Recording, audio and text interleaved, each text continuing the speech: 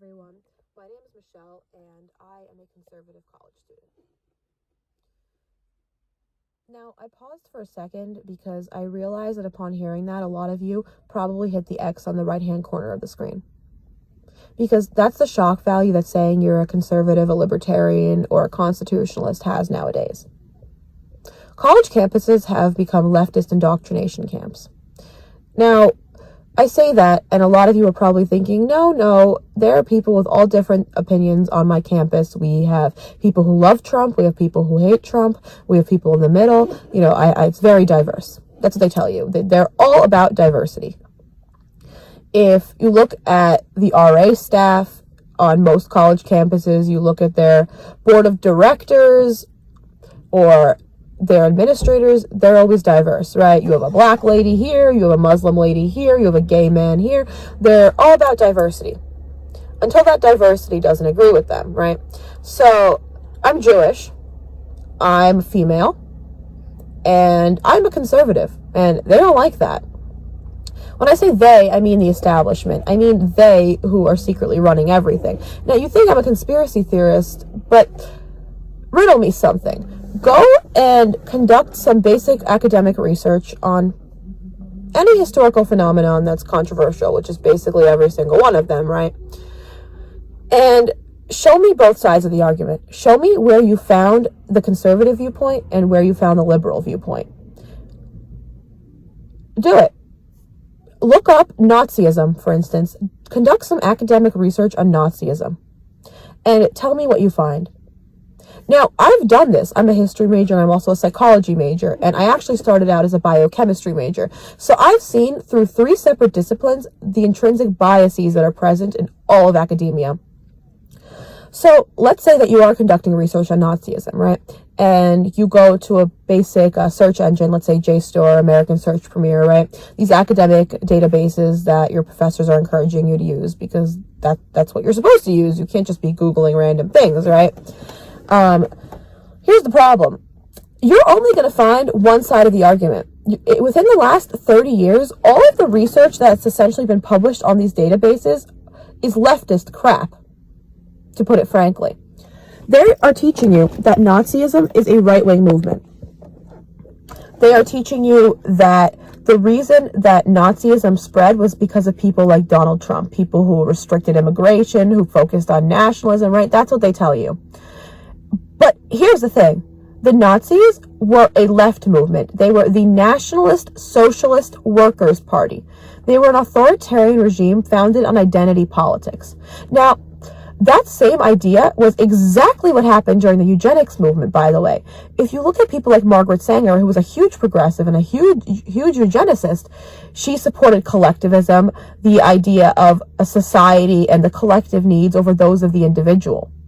And that's exactly what facilitated the eugenics movement. It was a move away from individual rights.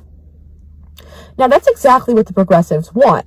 These people who are pushing for socialism or democratic socialism, whatever the hell that means. It's funny, because you can vote your way into it, but you have to shoot your way out of it. These are the people that are telling you that right-wing fanatics are the ones that are causing all the issues. But is that really the case? Now, let's think about it historically. Now, before Lyndon B. Johnson came around, for instance, black people were thriving in this country at unprecedented rates, better than whites actually. They had a higher rate of having their fathers in the home. They had a lower unemployment rate.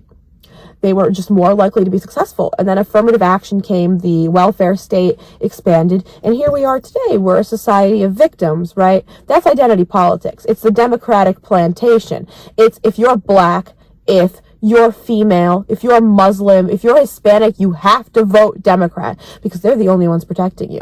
So you have to think with only that part of yourself. If you're transgender, you better be thinking with your genitalia when you vote, because that's what the leftists will have you believe, that if you're a minority, you can't fit in the Republican Party. That's what they tell you, but that simply isn't true.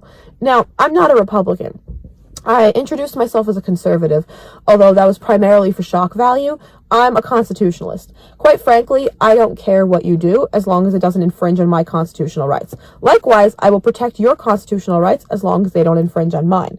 I might not agree with you. People who are running around spreading misinformation, for instance, saying that Nazism is a right-wing movement, or people who are running around screaming profanities, using the N-word, for instance, that's horrible. We should condemn that. But it's not unconstitutional. I'll protect your right to say it, even though I might not agree with it, because that's what free speech is about. Speaking of free speech, there are a lot of schools, public schools, funded for by the taxpayer, that restrict students' rights. They infringe on the rights of students with contrarian viewpoints, obviously conservatives and libertarians. They have free speech zones. This is the case at the University of Connecticut, the University of Vermont, and they penalize students who don't comply. If you're giving out pamphlets, let's say supporting the president or supporting Young Americans for Liberty, the organization that I'm state chair of, then they'll kick you out. That is unconstitutional. Of course, what we do through Young Americans for Liberty is we go there and we force them to reform their unconstitutional free speech policies under the threat of being sued by organizations such as FIRE and Americans for Prosperity. But the point is that this is mind control. Having free speech restrictions is mind control. The godliest part about us humans is our ability to bring things into action, the ability to say something and make it tangible.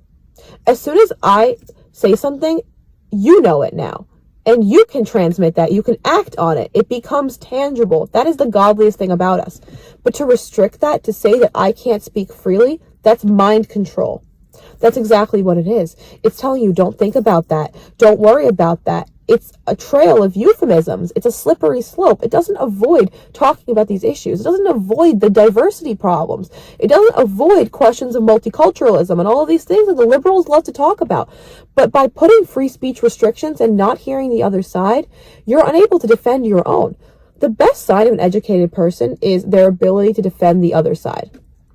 In class, last semester, in one of my English classes, I had to defend late-term abortion, and I went up there and I made a case for it. I used the ontological argument. I found sources from John Locke talking about what a person is and the Declaration of Independence.